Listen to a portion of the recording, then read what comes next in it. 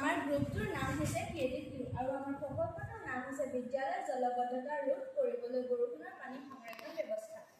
বাৰিষা কালত বৰষুণৰ বাবে আমাৰ বিদ্যালয়ৰ চৌপাশ জলমগ্ন হৈ পৰে, ফলত আমাৰ বহুতো অসুবিধা হ'ব পাৰে। সেইবাবে আমি এটা প্ৰকল্প তৈয়াৰ কৰিছোঁ। প্ৰকল্পটোত আপোনালোকে দেখিব পাৰিছে যে বৰষুণৰ পানী বিদ্যালয়ৰ ছাত্ৰৰ সহায়েৰে এডাল পাইপেদি সংৰক্ষণ কৰা হৈছে। এটা নেটযুক্ত ফিল্টাৰ হৈ পানীখিনি এটা টেংকিত জমা কৰা হৈছে।